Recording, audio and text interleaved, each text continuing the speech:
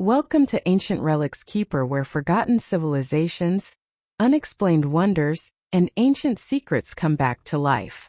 Ready to unravel the mystery? Let's begin the journey. Before he was Santa Claus, he was Saint Nicholas, a 4th-century bishop known for his secret gift-giving. After his death, his bones became holy relics, and one small finger bone embarked on an incredible journey. The story of this single, unassuming finger bone, a relic that would one day connect the historical Saint Nicholas to the legendary Santa Claus, does not begin in a grand cathedral or a royal court. It begins in the sun-drenched coastal city of Myra, in what is now modern-day Turkey. It is here, in the 4th century AD, that the historical Nicholas lived and died. He was the bishop of Myra, a man renowned throughout the Christian world for his fierce piety, his staunch defense of orthodox doctrine at the Council of Nicaea, and most famously for his extraordinary and often secret acts of charity. The stories of his generosity are legendary. How he secretly threw bags of gold through the window of a poor man's house to provide dowries for his 3 daughters, saving them from a life of prostitution. How he calmed a raging sea to save sailors caught in a storm, and how he became the patron saint and protector of the innocent, particularly children. When he died, he was buried in a magnificent church in his home city of Myra, and his tomb quickly became one of the most important pilgrimage sites in the entire Byzantine Empire. For centuries his remains rested there, a source of immense pride and spiritual power for the people of Myra and a beacon for the faithful from across the Christian world. For over 700 years, the bones of Saint Nicholas were undisturbed. But in the 11th century, the political and religious landscape of the region was thrown into turmoil. The Byzantine Empire was weakening, and the Seljuk Turks, a rising Islamic power, were sweeping across Anatolia. The city of Myra fell under their control. In the Christian cities of Italy, a wave of panic and pious opportunism began to spread.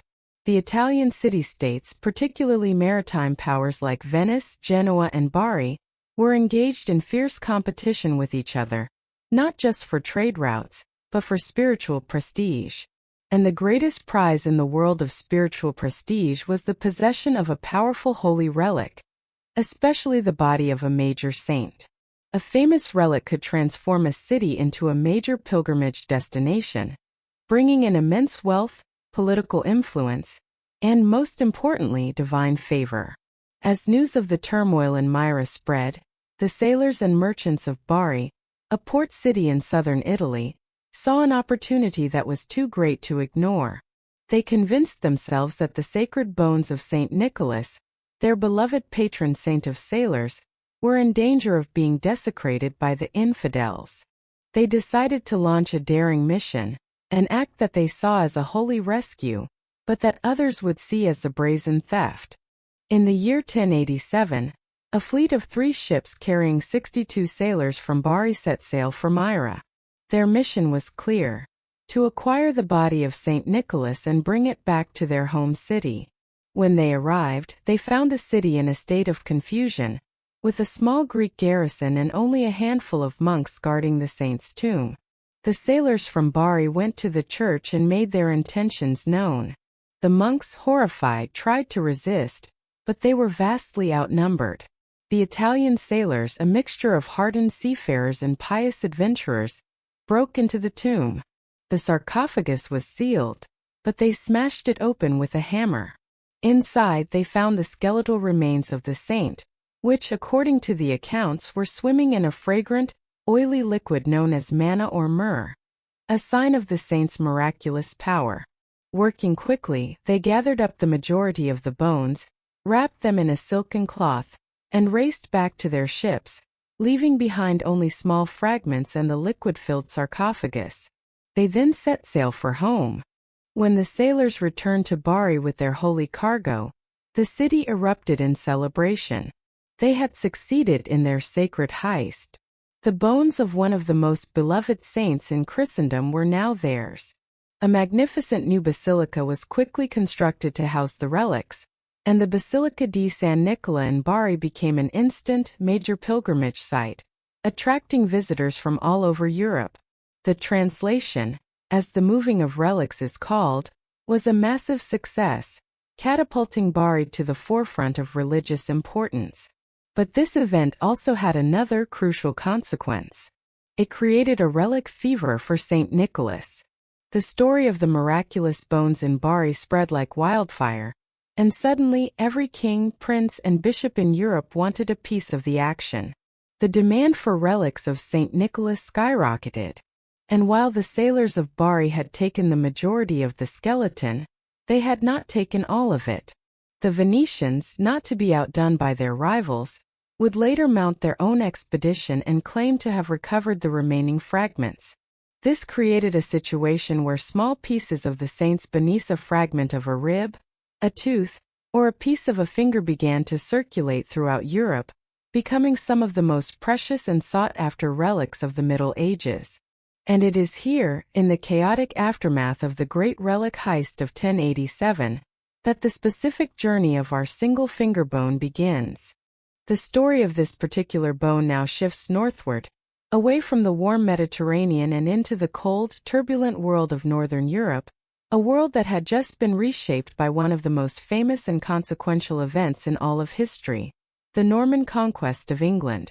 In 1066, William, the Duke of Normandy, had crossed the English Channel with his army, defeated the English King Harold Godwinson at the brutal Battle of Hastings, and claimed the throne of England for himself. The Norman conquest was a pivotal moment, a violent and transformative event that would change the language, culture, and political landscape of England forever. William the Conqueror was a complex figure. He was a brilliant military strategist, a ruthless and effective ruler, but he was also a man of deep, if conventional, piety. Like all great rulers of his time, he understood the immense power of religion as a tool for legitimizing his rule. He needed to show his new English subjects, and the rest of the world, that his conquest was not just an act of military aggression, but that it was divinely ordained. He needed to prove that God was on his side. And in the medieval world, there was no more potent way to demonstrate divine favor than by possessing and honoring a powerful holy relic. Sometime in the years following the conquest, a small but incredibly precious relic came into the possession of the Norman court. A single phalanx, a small bone from the finger of St. Nicholas of Myra. How exactly the Normans acquired it is lost to the mists of time, a detail that the historical record has not preserved. It is possible that it was acquired by Norman knights who had traveled to Bari as pilgrims and had been gifted or had purchased the relic there. The Normans of southern Italy were, in fact, close allies of the sailors of Bari who had brought the bones from Myra. It's also possible that it was a diplomatic gift, perhaps from the Pope himself, to curry favor with the powerful new King of England. Or it may have been brought back by knights returning from the early skirmishes that would eventually lead to the First Crusade. Whatever its path, this small finger bone, a direct physical link to the great wonderworker of Myra, had made its way into the hands of William the Conqueror. For William, this was a gift of immense strategic and spiritual importance. Saint Nicholas was one of the most universally beloved saints, the patron of sailors, merchants, archers, and most importantly, a protector who was known for his power and his ability to work miracles. To have a piece of him was to have a direct line to that power. But William had a specific and grand purpose in mind for this holy treasure. After his victory at Hastings, he had made a solemn vow to atone for the immense bloodshed of the battle and to give thanks to God for his victory. He promised to build a great and magnificent abbey on the very spot where the fighting had been fiercest, on the hill where King Harold had made his final heroic stand and had fallen in battle. This was to be no ordinary monastery. It was to be a royal abbey of the highest order, a monument to his victory and a symbol of the new Norman dynasty's power and piety. He named it simply Battle Abbey. The construction of Battle Abbey was a massive undertaking. It was designed to be a grand statement, a piece of Norman architectural power imposed upon the English landscape. And at the very heart of this new sacred space, William decided to place his most precious spiritual treasure. The finger bone of St. Nicholas was to be the foundational relic of Battle Abbey. It was not just to be stored in a side chapel. It was to be enshrined within the high altar itself, the spiritual and liturgical center of the entire complex. The abbey was to be built, both literally and figuratively, around the holy presence of this small, powerful bone. The choice was deeply symbolic. By placing the relic of a great and universally admired saint at the heart of his Victory Monument, William was sending a clear message. He was framing his conquest not as a bloody secular affair, but as a holy one. He was associating his new dynasty with the miraculous power of one of Christendom's most popular saints. The relic was a stamp of divine approval, a tangible sign that God had sanctioned the Norman victory. The journey of the finger bone was now complete. It had traveled from the tomb of a 4th-century bishop in Turkey, through the hands of Italian sailors and Norman knights, and had now found a new and glorious home. It had come to rest in the high altar of a conqueror's abbey, where it would become the focus of centuries of prayer, pilgrimage, and royal power. The small bone had become a mighty symbol, a cornerstone of a new kingdom. Once the finger bone of St. Nicholas was enshrined within the magnificent high altar of Battle Abbey, it was transformed.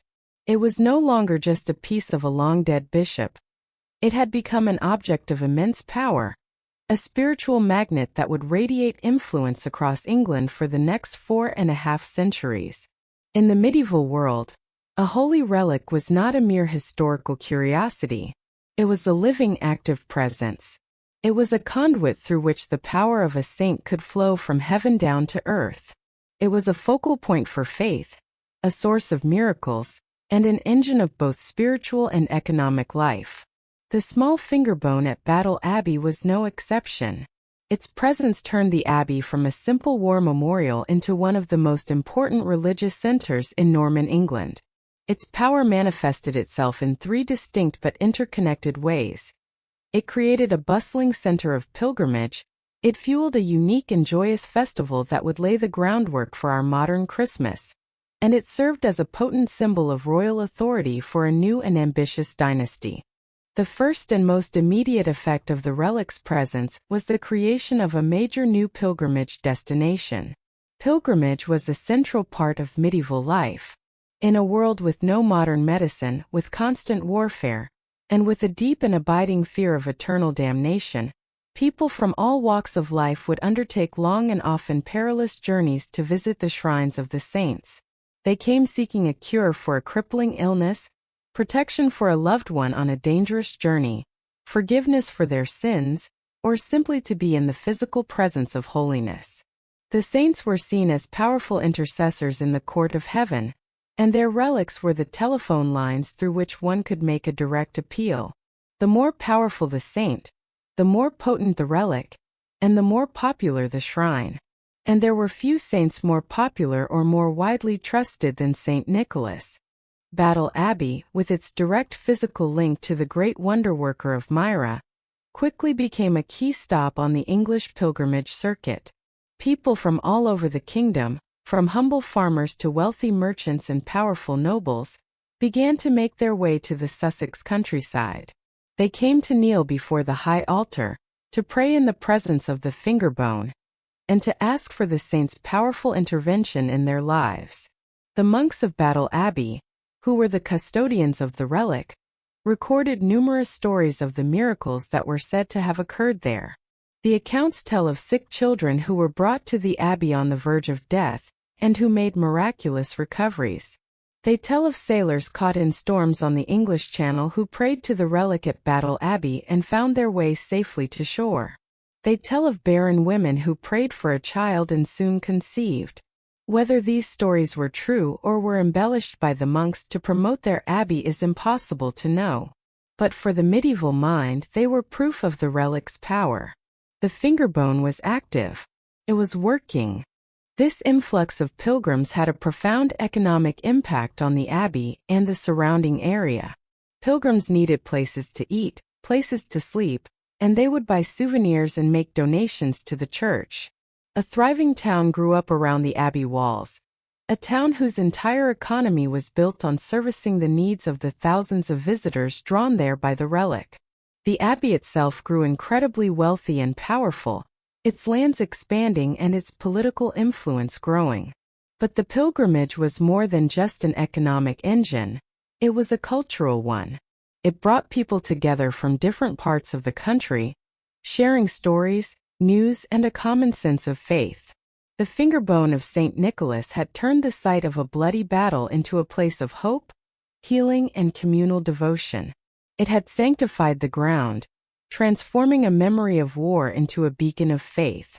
For centuries, the power of the relic was measured in the footsteps of the faithful who made their way to its altar.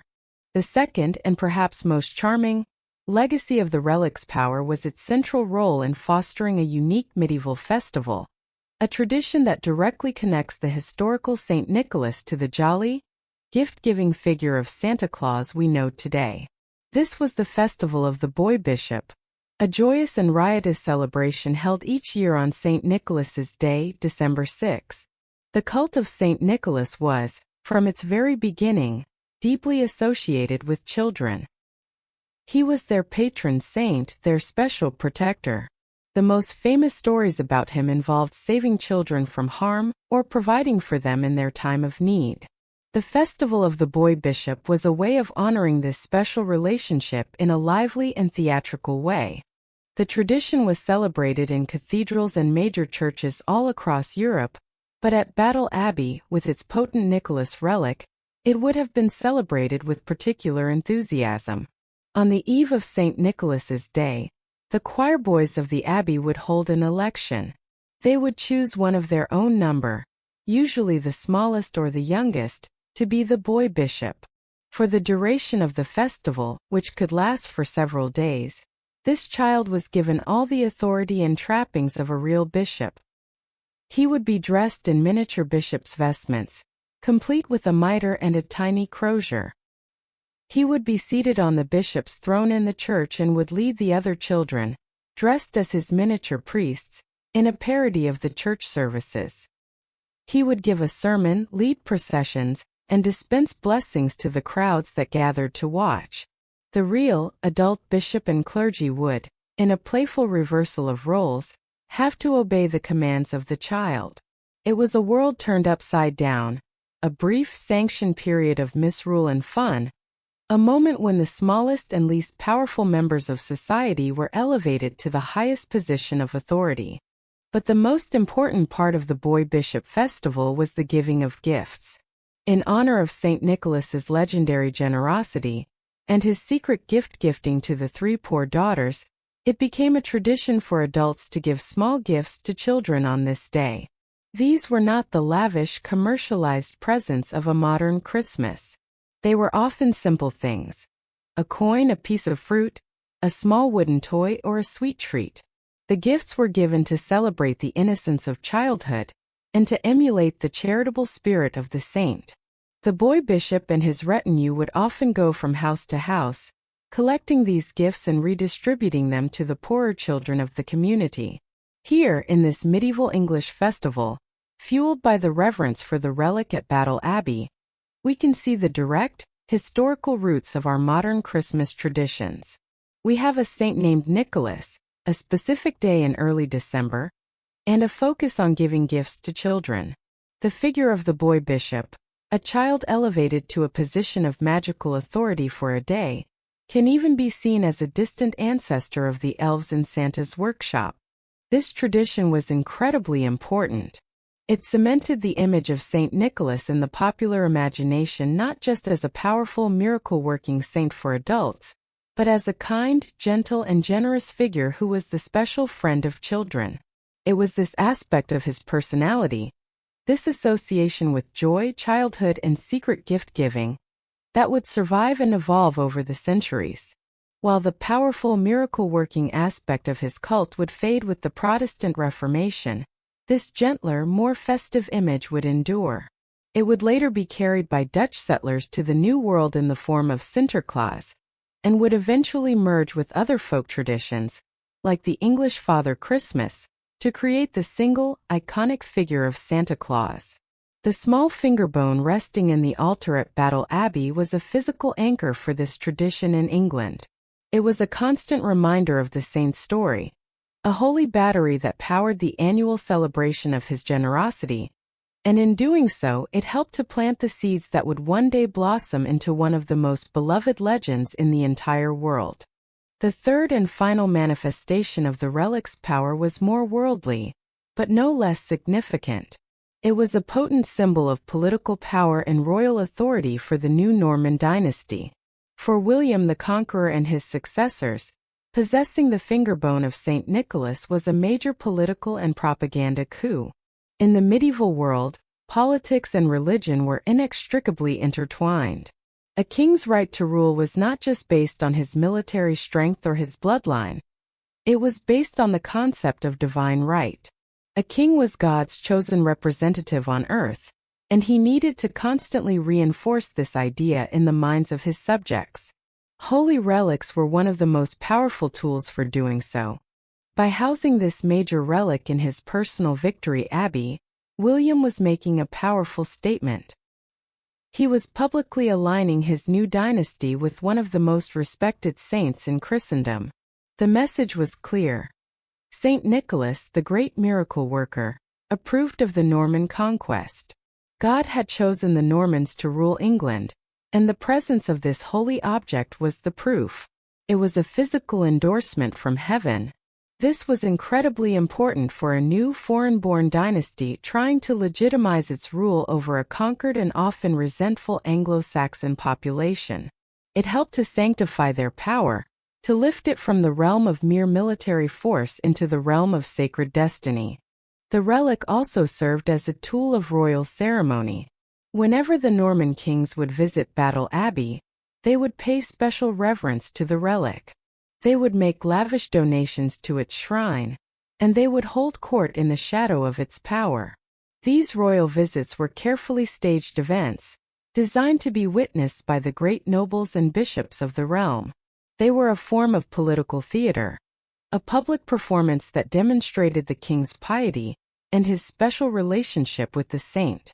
By honoring the relic, the king was borrowing its spiritual power, reflecting its holiness onto his own royal person. The fingerbone became a part of the royal regalia, an invisible jewel in the Norman crown.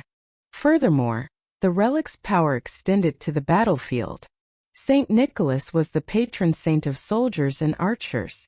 For the Norman knights, the most formidable military force of their age, the presence of his relic at the site of their greatest victory was a source of immense spiritual strength. It was a sign that the saint who protected soldiers was their special patron. Before going on campaign, a Norman lord might make a pilgrimage to Battle Abbey to pray for the saint's protection and favor in the coming conflict. The relic was not just a symbol of past victory. It was a talisman for future success. It helped to forge a deep spiritual bond between the new Norman military aristocracy and the cult of Saint Nicholas. In all these ways, the small fingerbone played a significant role in the great political project of the Norman dynasty. It was a tool for legitimization, a prop in the theater of royal ceremony, and a source of spiritual morale for its armies. For 4.5 centuries it was far more than just a piece of bone. It was a nexus of power, where the spiritual, the cultural, and the political all converged. It brought pilgrims to their knees. It inspired the joyous gift-giving that would evolve into Christmas, and it helped to secure the throne of England for a new line of kings. The small, silent fingerbone in the heart of Battle Abbey was, for a time, one of the most powerful objects in the entire kingdom. For nearly 500 years, the fingerbone of St. Nicholas rested at the heart of Battle Abbey, a silent witness to history. It had seen the rise and fall of kings, it had heard the prayers of countless pilgrims, and it had presided over centuries of joyous Christmas festivals. It was a fixed point of faith in a changing world, a seemingly eternal source of power and prestige. But in the 16th century, a storm was gathering over England, a political and religious revolution that would sweep away the old world of monasteries and relics forever. The finger bone, which had begun its journey in a tomb in Turkey and found a home in a conqueror's abbey, was about to embark on the most mysterious chapter of its long and storied existence.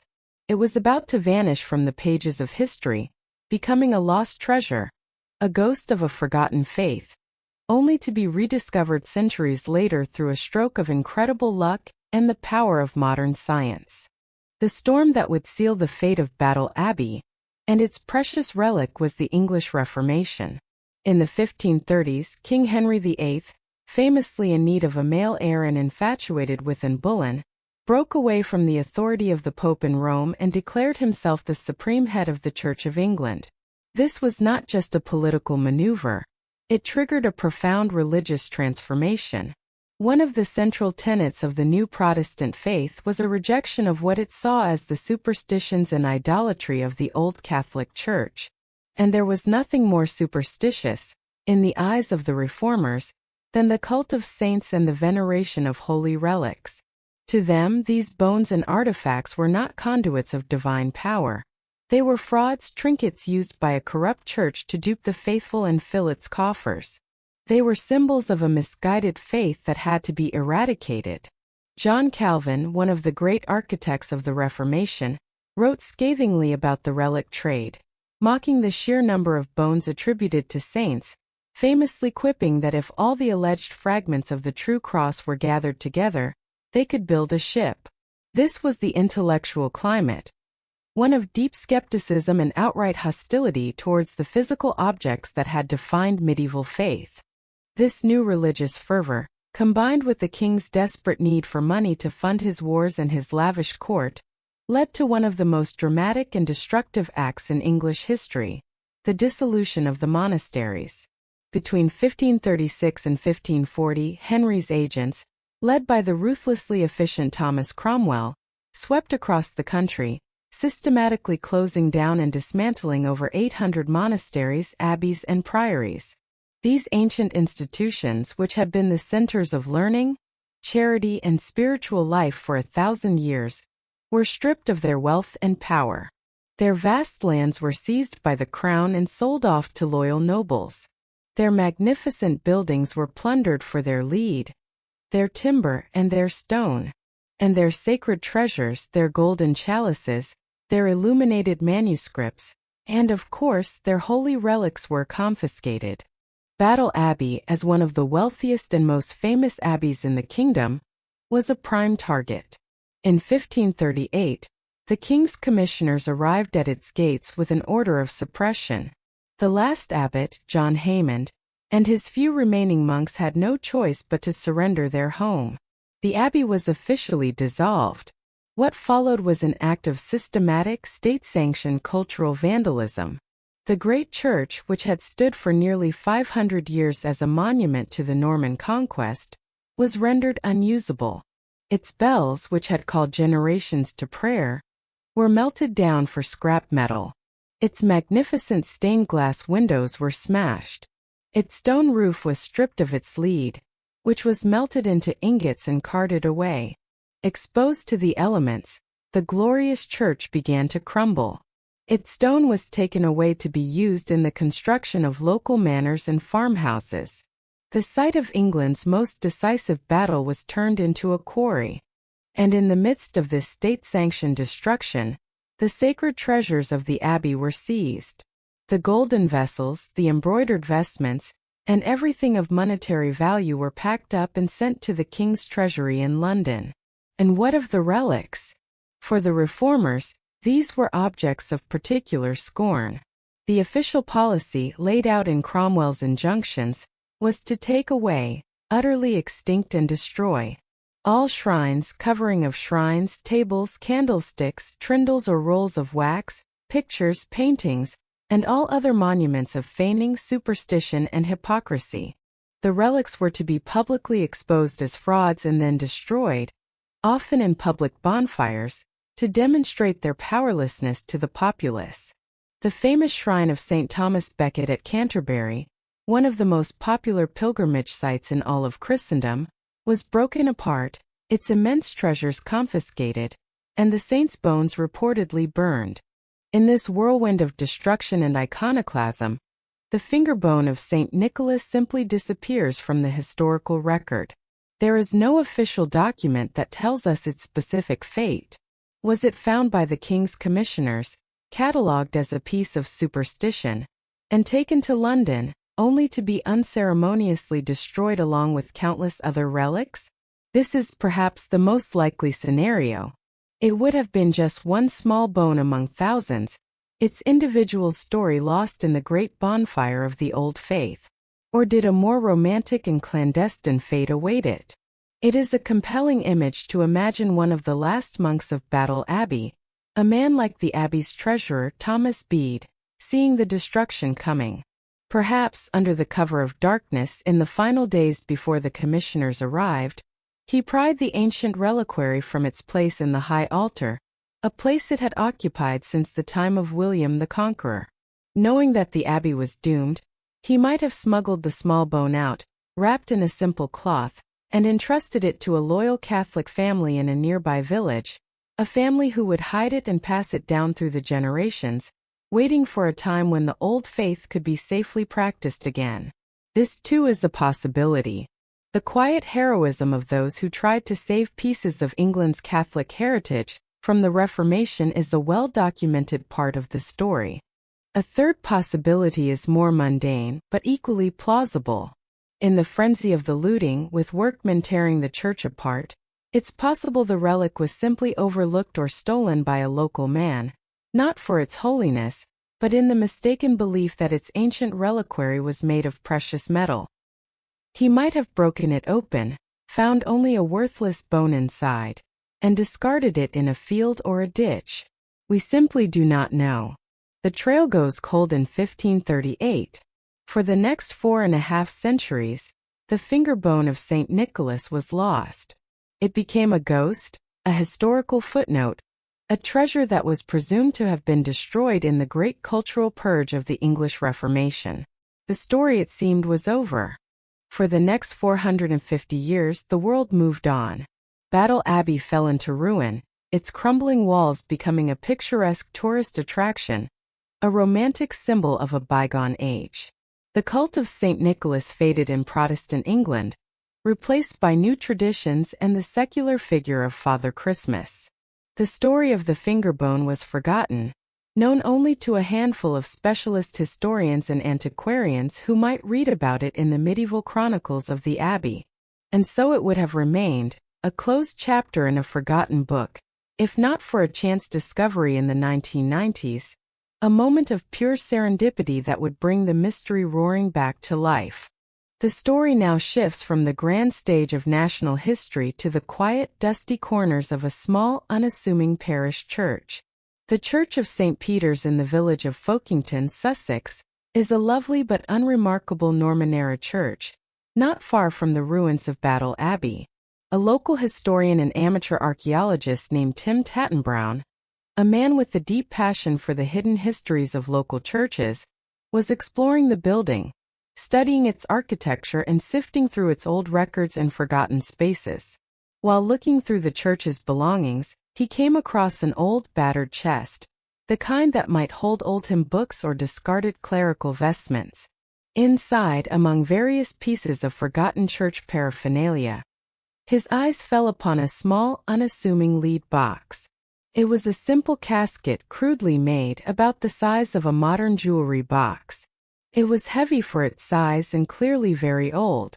Intrigued, he carefully prized it open. And inside, resting on a bed of faded and disintegrating cotton wool, was a single small brown piece of bone. There was nothing immediately to suggest it was anything special. It was just a bone about 1.5 inches long. But with it in the box was a small handwritten note. The note, written in the spidery script of the Victorian era, contained a tantalizing inscription. It identified the bone as a relic that had been saved from the high altar of the now demolished Battle Abbey. The discovery was intriguing, a fascinating piece of local folklore. But at first it seemed like little more than that. It was not uncommon for small rural churches to have local traditions about possessing a lost relic, stories that often had more to do with wishful thinking and pious legends than with historical fact. The bone could have been anything: a piece of an animal, or the bone of an unknown local person, to which a romantic story had become attached over the centuries. For a time, the discovery remained a local curiosity, a fascinating but unprovable piece of the past.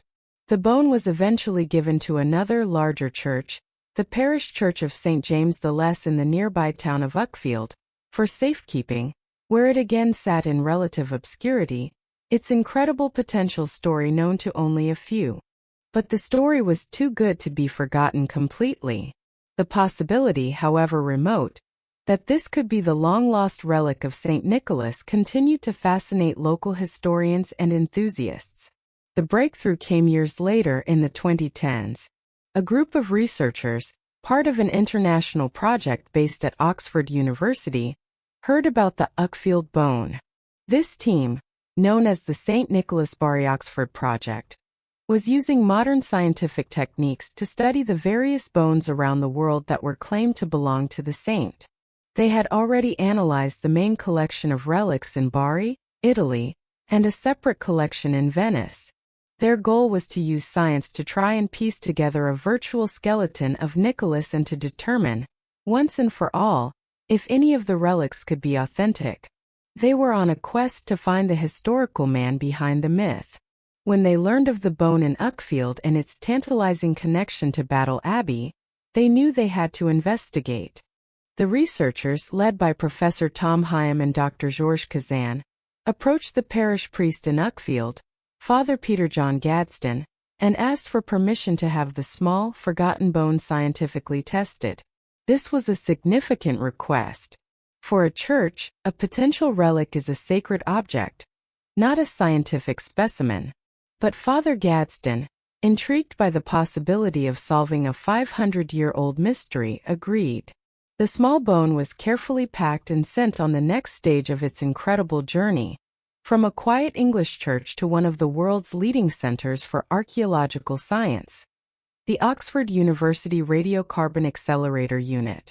This is where the mystery, shrouded in centuries of faith and folklore, would finally meet the unblinking, objective gaze of modern science.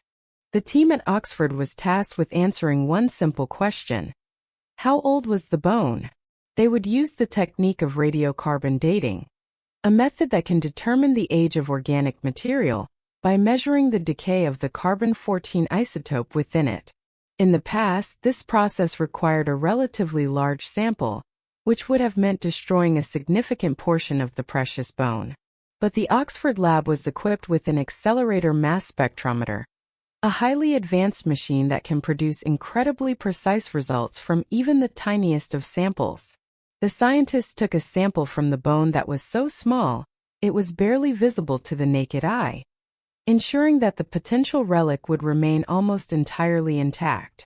This tiny sample was then subjected to a complex chemical process to purify it, and it was then vaporized and fired through the giant particle accelerator.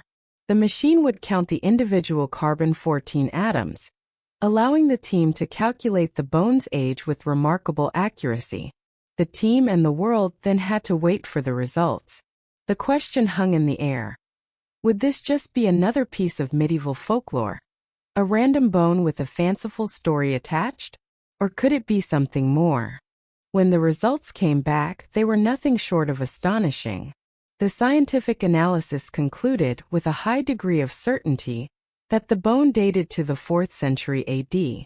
Specifically, the date range pointed to a death sometime around the year 343 AD.